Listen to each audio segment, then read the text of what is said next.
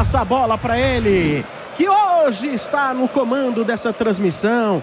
Rafael Sgrillis nos comentários de Letícia Bepler, a reportagem de André Ranieri e lá fora, conversando com o torcedor Bernardo Veloso. É com você, Rafael Sgrillis. É isso, Sombra. Excelente noite para você ligado aqui no microfone Energia 97 FM. Energia em campo para você. É a volta do Corinthians ao Campeonato Brasileiro. Sejam todos bem-vindos. Hoje, nesta nova função, aí substituindo o nosso grande Luiz Cláudio de Paula, que retorna na próxima transmissão corintiana do Energia em campo. Lado esquerdo do seu rádio, do seu computador, do seu iPod, do seu não pode, a equipe do Corinthians. Lado direito, RB Bragantino. Bola rolando para você. Começa o jogo. Vamos correr aí, ô cambada. É o Timão com mais raça, com mais energia no microfone da 97 FM. Rafael Sgrillis é um narrador de baixo custo que faz a sua própria vinheta, porque não tem. Vem o time do Corinthians do lado direito, com camisa número 3, o Gustavo Henrique, subindo os decibéis. É a torcida corintiana empurrando aqui na Neoquímica Arena. Começo de jogo, Corinthians e RB Bragantino. Tempo, é hora do guerreiro Hugo Souza fazer a defesa. É a hora de representar a torcida corintiana. Só mais você, Hugo Souza. Eduardo Sacha, capitão do Massa Bruta. Mão nas cadeiras, 30 minutos do primeiro tempo. Ali no centro da meta, não faz nenhum movimento, Hugo Souza. Concentrado para pegar o pênalti. Só mais você, Hugo Souza. Bruno Arleu de Araújo já autorizou. Tomou distância, Eduardo Sacha. É gol do Bragantino. Que gol ruim. Se ferrou. Houve um equívoco. E como extrema categoria, Hugo Souza de um lado, Eduardo Sacha do outro, na bochecha da rede, sem chances para o goleirão do Corinthians aí, André Ranieri. Dominar o Guzmán, a bola acabou espirrando, saiu em escanteio ao lado esquerdo do ataque, o Memphis de perna direita tá por ali, Sgrillis. Atenção, torcedor corintiano, 7 minutos da etapa complementar, Ángel Romero, lado esquerdo, cruzamento, tira em cima da linha, cabeça da Kaká!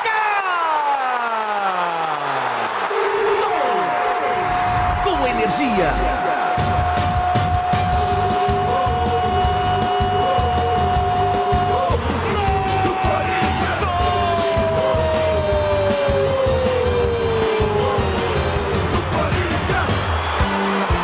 Do artilheiro, da entregada, o gol de empate, Kaká, camisa número 25.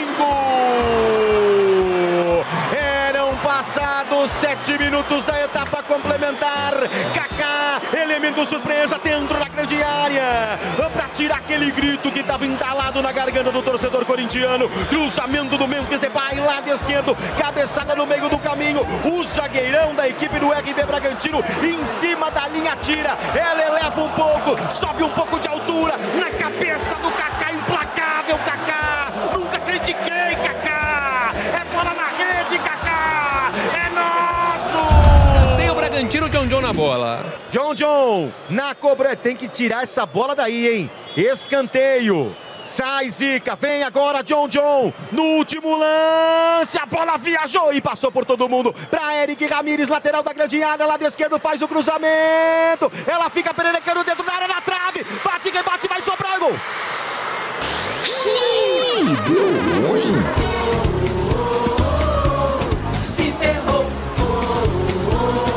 Houve um equívoco. No último lance da partida, a bola ficou dentro da grande área, no bate e rebate. O Bragantino buscava essa bola alçada na área. A zaga não conseguiu afastar com Gustavo Henrique. Ficou no bate e rebate, sobrou para Thiago Borbas. Com o goleiro já caído, estufa as redes. E o RB Bragantino consegue o gol da vitória aos 52 minutos do segundo tempo. Torcedor já vai deixando as dependências da Neoquímica Arena. Gol do Thiago Borbas, 2-1 pro Massa Bruta, André Ranieri. É, aquela coisa, né? O Corinthians já tava cansou, né? Depois que o escanteio foi cobrado. Teve mais um lance, eu acho. Não? Mas não deu nada, porque termina o jogo.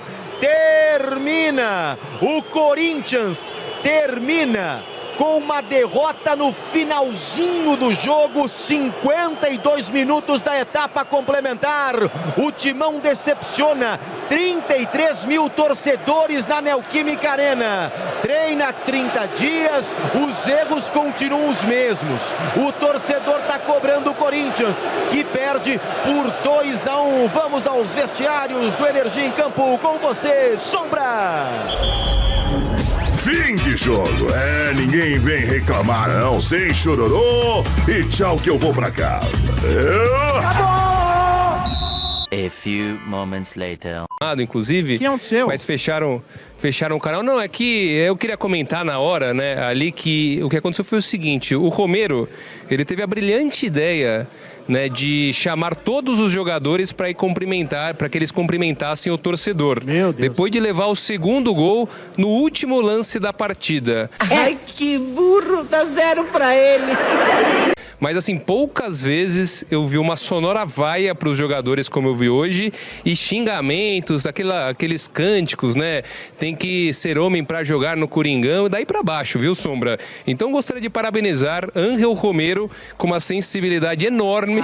Levou todo mundo, todos os jogadores ali. Não teve poropopó, né, André? Não teve. Hoje foi dia sem poropopó, viu, Sombra? Eu acho que ele pensou assim, hoje a gente merece ser vaiado mesmo, então vamos lá. Não, olha, veja bem, ele já não é tão privilegiado com a bola nos pés, né? E parece que a inteligência dele também não é das melhores, né? A inteligência emocional dele não é das melhores. Pelo amor de Deus, como é burro. O Corinthians acabou de perder no último minuto, o torcedor já tava puto com a equipe, ele vai lá e reúne a equipe pra ser vaiada. Olha, eu vou falar um negócio pra você, viu? Como tem jogador que é burro. É verdade. Jogador muito burro.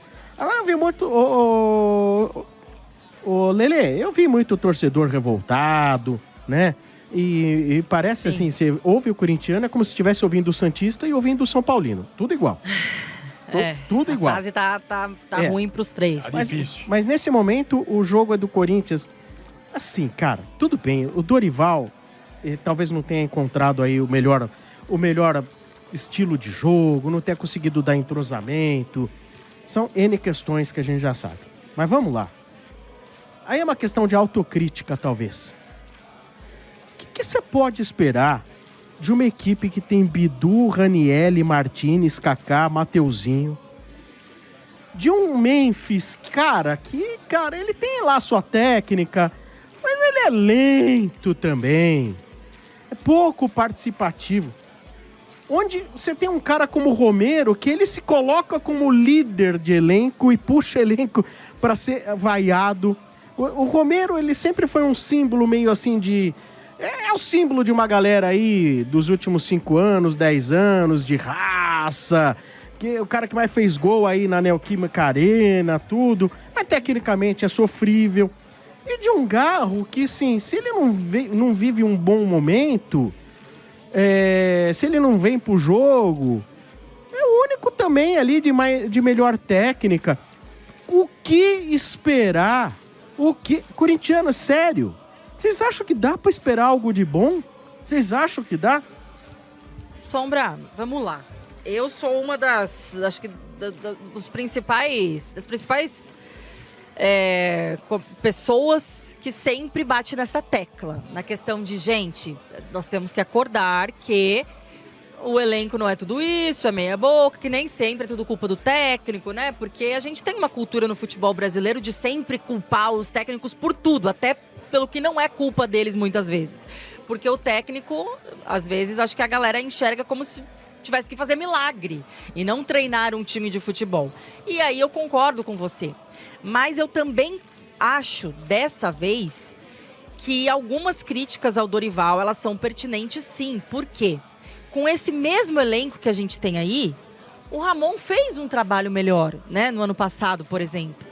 Então, qual que é a birra, digamos assim, do torcedor com o Dorival em si?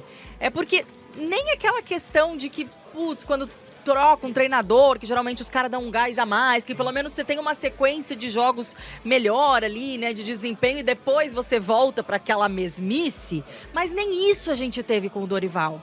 Para mim, o trabalho do Dorival é pior do que era o trabalho do Ramon. Só que eu já batia nessa tecla aqui. Tudo bem que o Ramon também teve seus erros, né? Nenhum técnico vai acertar sempre, nenhum técnico vai ter 100% de aproveitamento, 100% de acerto, 100% inclusive da opinião do torcedor a favor dele. É normal. Só que eu acho que muitos dos erros que o Corinthians tinha em campo também não se deviam apenas às escolhas do Ramon. Tinha uma boa parte, sim, e eu acho que talvez a maior parte que deveria ser atribuída a alguns jogadores que faziam, sim, corpo mole em alguns jogos, se arrastavam em campo, né? E jogadores que ganham muito bem para estar aí jogando e nem sempre conseguem corresponder. E que o técnico não vai conseguir fazer esses caras, estalar os dedos e fazer esses caras virarem a chavinha e jogarem bem sempre. E isso vai acontecer com todos os técnicos que assumirem o time. Só que com o Dorival, além de ter caído o rendimento do que já vimos esse mesmo time jogar com o Ramon, ele fez escolhas que realmente, assim, não dava pra gente olhar e achar normal, e achar que com isso ele ia conseguir tirar algum proveito desse time, né? Como a gente já falou aqui, ele mudou o esquema pro 4-1-4-1, ele tentava forçar o Carrillo ali como um ponta direito. Ele, não sei o que ele vê no Maicon, porque pra ele o Maicon é titular desse time, né? Hoje tava o Ranieri aí porque o Maicon se machucou. Então, claro, tem críticas ao Dorival que eu acho que são, sim, justas. Mas eu também acho que grande parte dos torcedores vê o time com os olhos de que como se fosse uma maravilha, que o culpado fosse só o Dorival. E eu também acho que não é assim. Deixa eu só questionar uma coisa. Por exemplo, é só para ter um entendimento melhor, porque vocês acompanham o Corinthians diariamente, só para ter um entendimento melhor. Hoje, qual foi o sistema tático? Quem era o volante que ficava? Assim, quando eu olho a escalação, me parece que é um 4-4-2 tradicional, formato de losango, né? Ou seja, a gente tem o Ranieri como primeiro volante, o Zé Martins... Ranieri afundava ali para fazer a saída de bola entre os zagueiros e os outros... Hoje ele jogou meio parecido com o que era o 4-4-2 losango do Ramon. Tá. Tanto que a gente comentou aqui, né? Ele desistiu daquele 4-1-4-1 de abrir, seja o Carrillo na direita ou o Ranieri na esquerda, que ele abriu algumas vezes, né? Ele deixou um pouquinho mais compacto a equipe hoje. Mas em algumas vezes, Lelê, principalmente no segundo tempo, ele jogou muito como ele jogava na Seleção Brasileira e no São Paulo, com os dois volantes na mesma linha. Às vezes ele tinha o Ranieri e também o Martínez ali na mesma linha, como ele já jogou isso na Seleção Brasileira. Mas só que... Mas isso só quando o Ranieri não fazia saída, quando a bola já estava com a gente ali na frente. Exato, né? Alguns experimentos no meio do segundo tempo, mas é mais ou menos isso que vocês estão falando aí, como a Lelê colocou no losango do 4-4-2. Mas é muito pouco. Só vou permear um ponto só.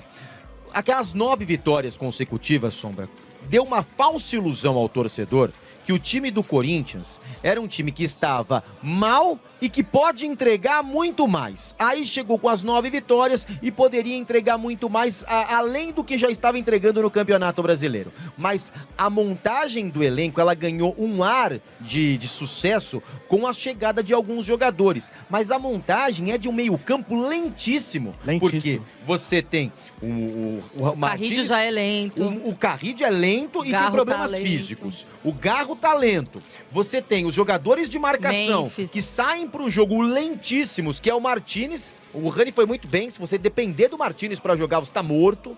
O Ranieri também é um cara que não faz essa transição. Então o Corinthians hoje, na montagem do elenco, errou na montagem desde lá de trás. Desde a primeira janela do Augusto Melo. Então agora, concordo que o Dorival não apresentou nada. Mas tá na conta dos jogadores e pra mim esse elenco montado, pra mim as 9 vitórias de forma consecutiva mapearam um time mal montado desde o começo. Eu vejo talvez essas 9 vitórias, fazendo um paralelo com o meu time, né? Essas 9 vitórias aí, mais ou menos como foram lá o começo do trabalho também do Zubildia, sabe? O começo também, acho que foram 9 vitórias, sei lá, ou 9 jogos sem perder, qualquer coisa do gênero aí, né? E às vezes a gente toma esses jogos como se fosse a verdade sobre o time, seja de treinador ou seja dos jogadores, e muitas vezes não é assim. Há contextos. grandes contextos aí, né? Sim. Diferentes contextos, aliás. Bom, deixa eu trazer aqui o recado.